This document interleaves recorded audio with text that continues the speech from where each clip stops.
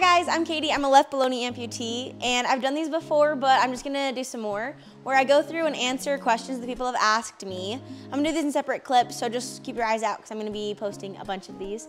The very first one is, do I have any advice for a new amputee? And yes, I definitely do. So the first, foremost, is just be patient and give yourself a little bit of grace, because the recovery is definitely not linear.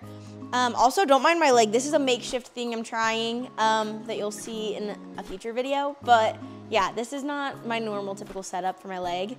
But recovery is definitely not linear. So in my 9-month recovery now, I've had so many ups and so many very low lows, and it's definitely not been a straight line into mobility and regaining function.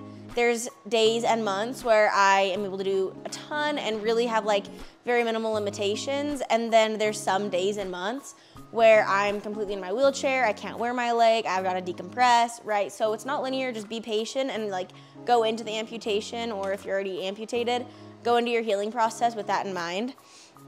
Number two, you need to advocate for yourself, because I had this even from the time I was in the hospital. Even before the hospital, they wanted my amputation to be outpatient, which doesn't make a lot of sense in my head. You have to advocate for yourself. No, this has to be inpatient. I need these things after surgery, like support and different things that the hospitals typically offer. Say if you want the TMR procedure or the Earl procedure to be done, different things. I think I'm pronouncing Earl right, I don't know. But basically where they bridge those two bones with another bone. I didn't have that, but I did have the TMR because that was something that was really important to me. Advocate for yourself. And I needed that. It was very, very prevalent even before my amputation with all the surgeries and procedures. Next thing, listen to your body, listen to your mind. Allow yourself to have bad days. Allow yourself to have some breaks. I've had times where I'm I physically probably could wear my prosthetic today, but mentally, if I put that on, I'm gonna have a mental breakdown. And so we just allow myself to have those breaks, take that time, and that is very, very crucial in my opinion. And then the last thing is just don't compare yourself, because Instagram can be very much a highlight reel, and I try to post the bad days too and the struggles, but don't compare yourself to others, because you could be at a low point in your process of healing and someone else that you're looking at could be at their very highest point.